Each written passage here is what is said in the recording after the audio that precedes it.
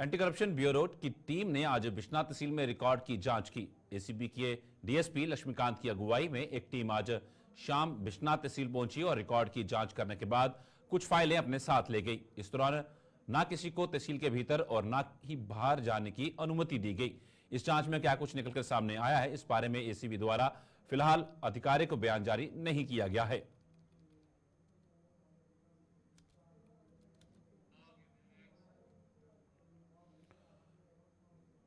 जम्मू में कुजवानी से नरवाल तक एक्सप्रेस वे के निर्माण में खामियों को लेकर लोगों द्वारा किया गया आंदोलन रंग लाया है।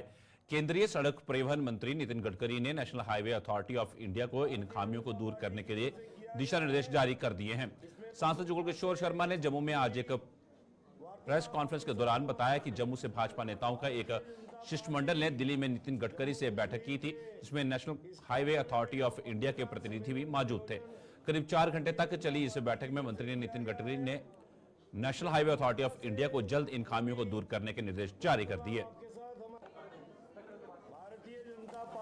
नितिन गडकरी जी से एक नहीं कई बार मुलाकात भी हुई और कल 4 घंटे की एक मीटिंग हुई, जिसमें नेशनल हाईवे अथॉरिटी के जो लोग थे वो भी थे।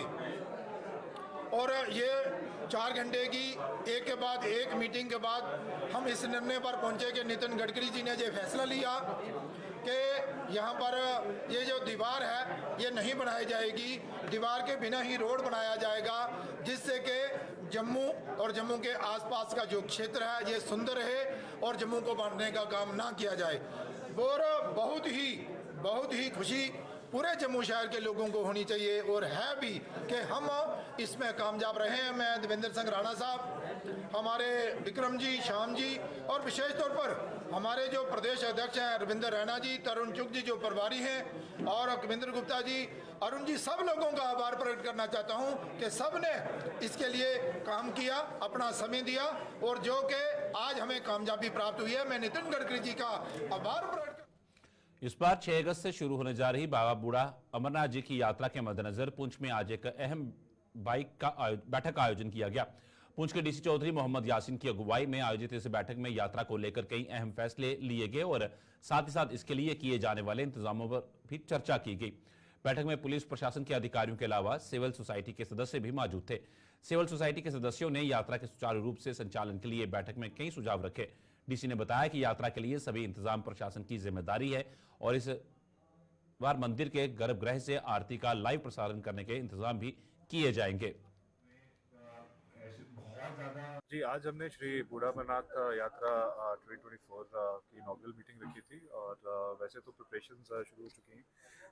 मंडी में हमारे श्री बूढ़ा अमरनाथ साइट पे भी ऑफिशियल्स ने विजिट किया। लास्ट ईयर ये यात्रा बहुत धूमधाम से मुकम्मल हुई, तकरीबन 1 लाख प्लस श्रद्धालुओं ने इधर दर्शन किए और इस साल हमारी उम्मीद है कि 1 लाख प्लस क्रॉसिंग होगी। काफ़ी बड़ा लॉजिस्टिकल चैलेंज बन जाता है पुंछ जैसे ज़िले के लिए और इस साल सारे लॉजिस्टिक्स और सिक्योरिटी अरेंजमेंट्स पूरी तरह से हों, ये हमारी जिम्मेदारी रही कि अंदर मंदिर गर्भगृह में जो आरती हो रही है उसकी live video broadcast, live telecast हम ऑनलाइन सोर्सेज से, सोशल मीडिया पे और इनफैक्ट ऑफिशियल वेबसाइट्स के ज़रिए और टीवी चैनल्स के ज़रिए भी करें। ऐसे उस पर चर्चा हुई और उसमें जिस प्रकार से दशनामी अखाड़ा के अंदर जिस प्रकार की जरूरत रहती है वो डी साहब के सामने जो है वो बातें रखी गई, बूढ़ा अमरनाथ की बातें रखी गई और छोटे छोटे बड़ी जो है विषय लेकर के उन पर पूरी विस्तार से चर्चा हुई। और मुझे आशा है कि गत जो हमारी 2005 से ये यात्रा पुंछ की चल रही है, हर वर्ष जो है उस यात्रा के जितने भी इंतजाम किए जाते हैं उनके अंदर जो है वो अच्छे से अच्छे इंतजाम किए जा रहे हैं और इस बार भी जिस किस्म की यात्रा जो है आज यहाँ पर हुई है, मुझे आशा है कि इस बार की यात्रा जो है वो भी बड़े अच्छे ढंग से संपन्न होगी और जिला एडमिनिस्ट्रेशन जो है पूरी मेहनत। जम्मू कश्मीर प्रदेश कांग्रेस ने बुजुर्ग, विधवा व दिव्यांग पेंशन बंद करने के लिए सरकार की कड़ी निंदा की है। कांग्रेस ने बीपीएल राशन कार्ड बनाने के लिए निर्धारित की गई औपचारिकताओं पर भी सवालिया निशान लगाए हैं। जम्मू में आज एक प्रेस कॉन्फ्रेंस के दौरान प्रदेश कांग्रेस के सचिव संजीव शर्मा ने इन दोनों मुद्दों को लेकर और क्या कुछ कहा, आइए देखते हैं। कांग्रेस की सरकार के समय से जो एक पेंशन चलती आ रही थी, 1000 रुपया जो महीने का उनको मिलता था, कई लोगों के लिए वो एक बड़ा सहारा था। बुजुर्गों के लिए एक बड़ी वो राहत थी। सरकार ने एक कठोर कदम उठाते हुए वो सारी की सारी पेंशनें बंद कर दी। उसके लिए बड़ी बड़ी फॉर्मेलिटीज़ जो सरकार ने खड़ी कर दी, और सबसे बड़ी जो एक उसमें जो फॉर्मेलिटी है वो बीपीएल राशन कार्ड है। बीपीएल राशन कार्ड जो बनाने के लिए एक आम इंसान, एक बुजुर्ग जो दंपति है जिनका आगे कोई बच्चा नहीं है या जिनके साथ कोई जाने वाला नहीं है, वो कहाँ जाएंगे? बीपीएल राशन कार्ड बनाने के लिए उसके लिए रेवेन्यू का जो डिपार्टमेंट है वहाँ से उनकी जो परमिशन लेनी पड़ती है, तो इतने दफ्तरों के चक्कर वो कैसे लगाएंगे? तो मैं आपके चैनल के माध्यम से ये कहना चाहता हूँ कि सरकार जितनी जल्द से जल्द हो सके ये पेंशन, जो पुरानी पेंशन जो लगी हुई हैं वो बहाल कर देनी चाहिए। आगे से जो नहीं लगानी उसके लिए जो मर्जी फॉर्मेलिटी लगाओ, लेकिन आपने लगी हुई पेंशनों को बंद कर दिया। ये एक मैं समझता हूँ कि गरीब समाज के ऊपर, जहाँ मजबूर लोग हैं, जहाँ जो ज़रूरत। शिक्षा विभाग द्वारा पुंछ जिला इंतजामिया के सहयोग से आज आयोजित कार्यक्रम में सरकारी स्कूलों के 12वीं और 10वीं कक्षा के उन मेधावी छात्रों को सम्मानित किया जिन्होंने परीक्षाओं में उम्दा अंक लाए हैं। कार्यक्रम की अध्यक्षता मुख्य शिक्षा अधिकारी विशंबर दास ने की, जबकि डीडीसी चेयरपर्सन ताजीम अख्तर और डीसी पुंछ यासीन मोहम्मद चौधरी इस दौरान मुख्य अतिथि थे। इस दौरान जिला स्तर पर 12वीं और 10वीं की परीक्षाओं में पहले 3 स्थान प्राप्त करने वाले 36 छात्र छात्राओं को सम्मानित करते हुए डीडीसी ताजिम अख्तर, डीसी यासीन मोहम्मद चौधरी और एसएसपी युगल मनास ने अन्य अधिकारियों के साथ मिलकर पहला स्थान हासिल करने वाले को लैपटॉप, स्मृति चिन्ह व प्रशस्ति पत्र प्रदान किया। वहीं दूसरा और तीसरा स्थान प्राप्त करने वाले बच्चों को टैब और स्मृति चिन्ह देकर सम्मानित किया गया।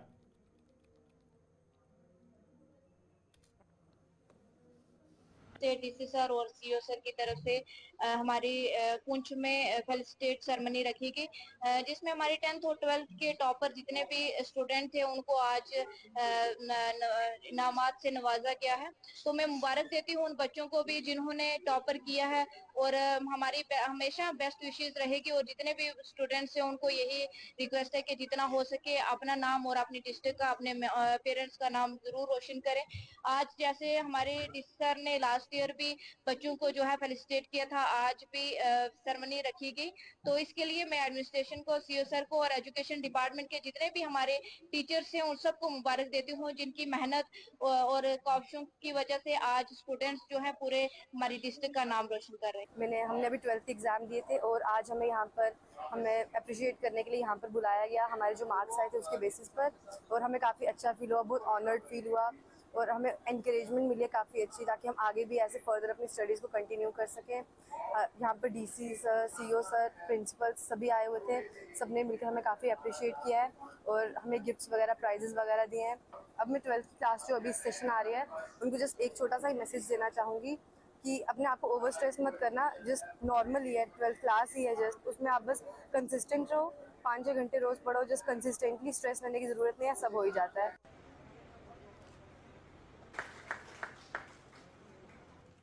देश के गरीब लोगों को छत मुहैया करवाने के लिए केंद्र सरकार द्वारा समय समय पर कई योजनाएं शुरू की गई हैं। सरकार की ये योजनाएं जमीनी स्तर पर कितनी कारगर साबित हुई, इसका जीता जागता नमूना देखने को मिल रहा है जम्मू के वार्ड नंबर 66 विनायक नगर में। यहां गरीबी रेखा से नीचे जीवन गुजारने वाला एक परिवार पक्की छत के लिए तरस रहा है। इस परिवार को ना तो पीएम आवास योजना का लाभ मिला और ना ही सरकारी योजना के तहत शौचालय। बेबस और गरीबी के दलदल में फंसे इस परिवार के सदस्यों के मुताबिक उन्होंने पीएम आवास योजना के लिए कई बार आवेदन किया, लेकिन हर बार उन्हें मायूसी के सिवाय और कुछ नहीं मिला। कोई मकान नहीं जी असें मिलिया, बड़ी सुविधा आखदे मोदी ने बड़ी स्कीमां कड्डियां न गरीबें वास्ते, तो कोई असें गरीबें वास्ते स्कीमां कोई मिलियां नहीं है, नहीं कुछ है। ठीक है, आखदे गरीबें दे मकान बन जाङन, शौचालय बन जाङन, साढ़ा कोई ना मकान है ना शौचालय है। अस 26-27 साल होई गए इत्थे रहिंदे, ठीक है, तो मोदी ने तो सानू घर देन आना नहीं है, तो जेह्ड़े मतलब अग्गे जेह्ड़े उंदे मतलब चिमचे न उंदे, तो ओह् ते मतलब आपे गै खंदे न, फिर कुसी दिंदे न, असें ते इ'यै लगदा है कि आपे गै खंदे होङन। ठीक है, किन्ने फार्म भरे, साढ़ा कोई आंदा नहीं है, साढ़ी कोई सुनदा नहीं है, सुनाई नहीं, साढ़ी गरीबें दी कोई सुनाई नहीं। जब से मतलब मेरा बर्थ हुआ है उसके बाद से, जब से मैंने होश संभाली है, तब से हमने अप्लाई किए हैं फॉर्म, बट आज तक कोई भी हमारी हेल्प करने के लिए कोई भी नहीं आया। सिर्फ हाँ, जब वोट वगैरह लेने होते हैं तो काफी लीडर्स आते हैं, कि हम आपकी मदद करेंगे, आप हमें वोट डालो, आप हमें बनाओ, हम आपकी मदद करेंगे, बट किसी ने कोई मदद नहीं की। हालांकि हमारे घर पे पानी तक का नल का, बिजली, लाइट वगैरह कुछ भी नहीं थी। और अभी थोड़ा टाइम पहले, कोई अभी 1 साल हो गया कि हमारे घर पे पानी आ रहा है और लाइट भी है। जो स्कीम्स अगर आती भी होंगी तो जो हमारे लीडर्स वगैरह हैं आगे, वो आके हमारे से बात ही नहीं करते। जम्मू शहर हर दिन भगवान शिव के जयकारों से गूंज रहा है। देश के कोने कोने से आए अमरनाथ श्रद्धालुओं से शहर गुलजार हो रहा है, जो यात्रा पर जाने को लेकर बेहद उत्साहित दिख रहे हैं। यात्रा के आधार शिविर सहित जम्मू के कई अन्य इलाकों में इन दिनों अमरनाथ श्रद्धालुओं का जमावड़ा लगा हुआ है। कुछ श्रद्धालु यात्रा पर जाने से पहले जम्मू की सैर कर रहे हैं, तो कुछ यात्रा से वापस लौटने के बाद जम्मू घूम रहे हैं।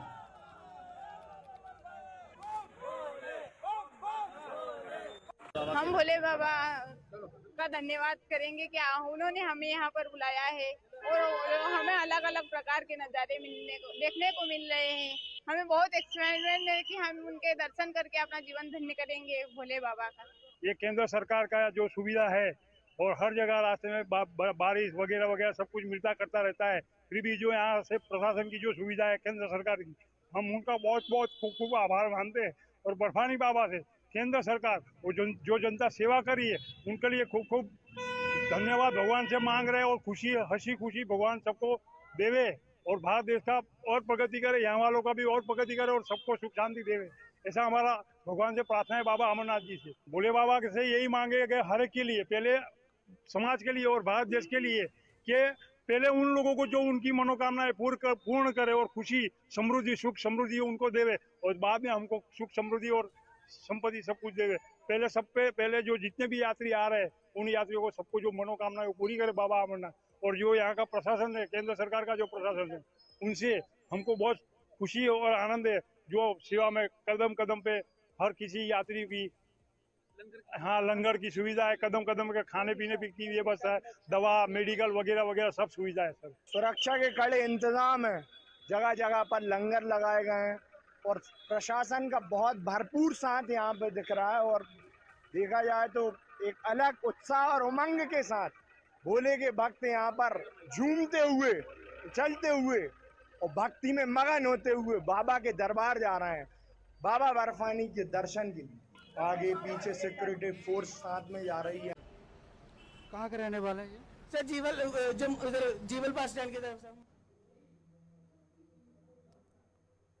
मिशना के चक मुरार इलाके में आज एक ट्रक हादसे का शिकार हो गई। ये ट्रक चालक द्वारा नियंत्रण खो देने से चक मुरार के पास नहर के किनारे पलट गया, लेकिन गनीमत यह रही कि इसमें सवार चालक को और सह चालक दोनों बाल बाल बच गए।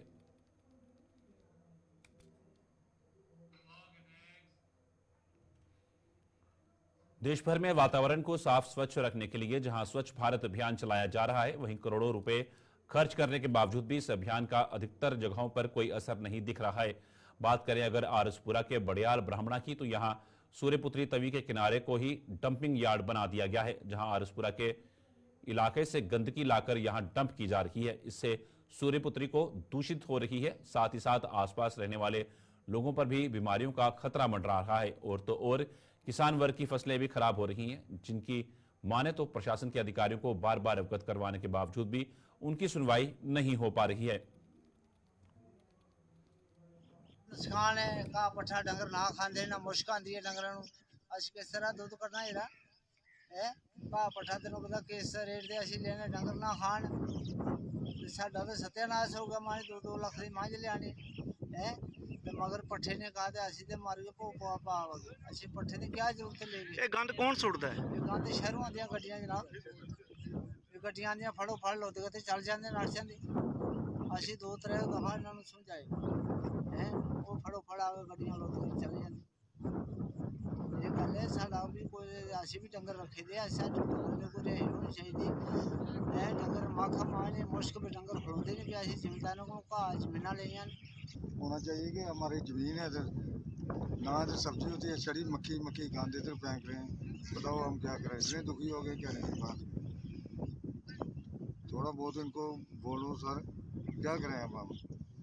खेतों में जा रहा है गंद, सारा गंद जा रहा है। कोई सब्जी लगानी होती है, कोई कुछ लगाना होता है, कोई कुछ लगाना, मानते नहीं किसी की बात। आके रात को तो मार जाते हैं। ये देखिए आरएसपुरा से जितना भी कचरा है तमाम म्यूनसिपाल्टी और वीडियो आरएसपुरा वीडियो मीरा साहब उनके ब्लॉकों से जो कचरा आ रहा है, जिसके रिलेटेड हमने बड़ी बार डीसी साहब को भी बोला है। मेरी अरुण मेहता जी से भी वीडियो कॉन्फ्रेंस बात हुई थी, तब भी मैंने कहा था कि आरएसपुरा म्यूनसिपाल्टी जितना भी गार्बेज डंपिंग है बड़ेहाल फेंक रही है। उसके बाद आर.के. गोयल साहब ने वो लगाया था पब्लिक दरबार बाला सिंह स्टेडियम में, वहाँ भी मैंने कहा था। उसके बाद मैं डायरेक्टर प्रदूषण कंट्रोल बोर्ड में भी कहा, मौके पे जो एसडीएम मैडम है इनको भी कहा, और इसके तमाम पीछे जो 4-5 एसडीएम के उनको सबको कहा, और इन्होंने मेरे से बात सुन के तो बात ऐसा लग रहा है कि बात को इग्नोर किया हुआ है, क्योंकि अगर बात कंपलसरी थी, लोगों की आवाज़ थी। आप आज देखिए कि ये हमारा लोगों का रास्ता है और रास्ता तक लोगों का ट्रैक्टर भी इन्होंने बंद कर दिया कचरा, जबकि हम बड़ी बार कहते हैं कि इसको बंद किया जाए, लेकिन डिपार्टमेंट ना तो एडमिनिस्ट्रेशन हमारी कोई बात सुन रहा है, ऊपर से सीनियर हायर अथॉरिटी भी नहीं बात सुनी, तो जो मौके पे आरएसपुरा में हायर अथॉरिटी है उन्होंने भी नहीं सुनी। अगर सुनी होती तो हम बार बार इस बात का जिक्र करते कि जी कचरा आज भी वही है, जैसी स्थिति आज से 5 साल पहले थी आज भी वैसी ही है। आरएसपुरा के किसानों ने सिंचाई विभाग से बाराबंदी न करने की अपील की है। किसानों के मुताबिक बारिश पर्याप्त नहीं हुई है और उन्हें अभी भी पानी की सख्त जरूरत है। इन लोगों के मुताबिक अभी तक कई गांवों के किसानों ने धान की रोपाई का काम पूरा नहीं किया है। अगर सिंचाई विभाग द्वारा नहर की बाराबंदी की जाती है तो उनकी धान की रोपाई बुरी तरह से प्रभावित होगी।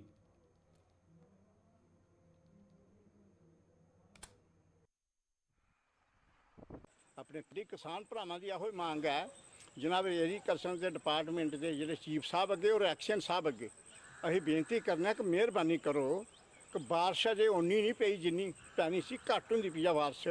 किसान भरा कई अपनी जिहड़ी मुंजी की फसल जिहड़ी आ ला बैठे ते कईयां दी बड़ी अजे पेई लाने वाली है।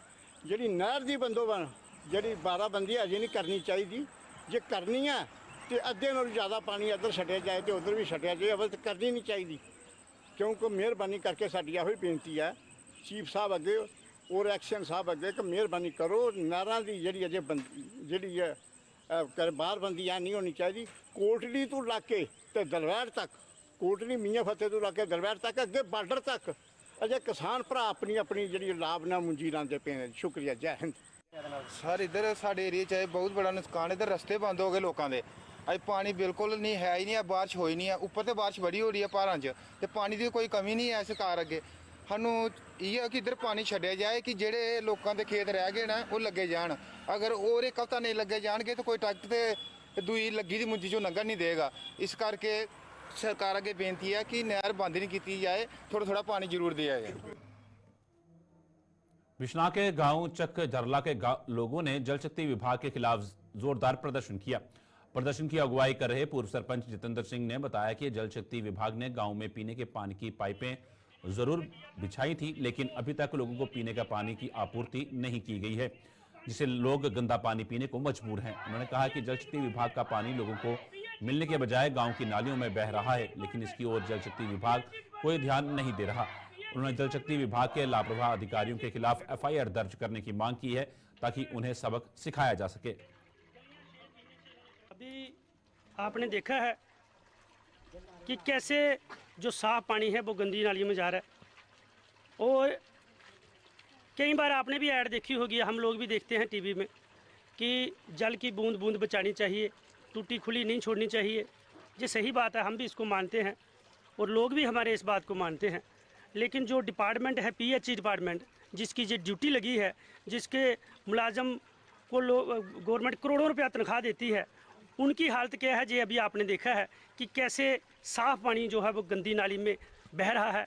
वो आज से नहीं बह रहा है, 2 महीने से यही हालत है, और लाखों लीटर पानी जो है वो गंदी नाली में बह रहा है। और हमारे जो लोग हैं, कोई पानी दुकानों से खरीद कर बोतलें ला रहा है और बेचारा पी रहा है।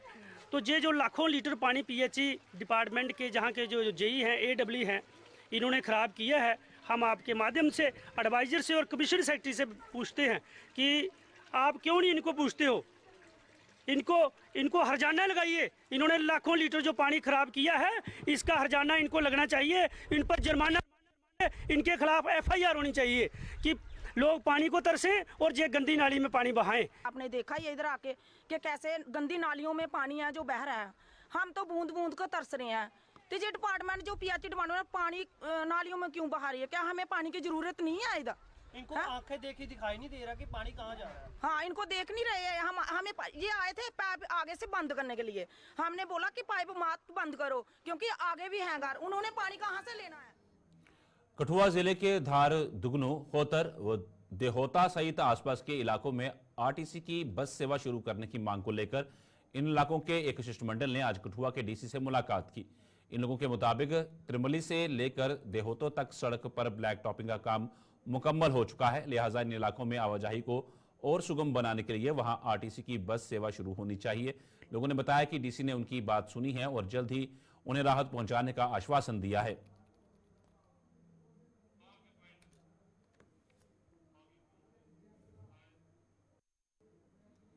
गुलिस्तान पर खबरों का सिलसिला यूं ही चलता रहेगा। फिलहाल फाइनल कट में इतना ही, दीजिए इजाजत, नमस्कार।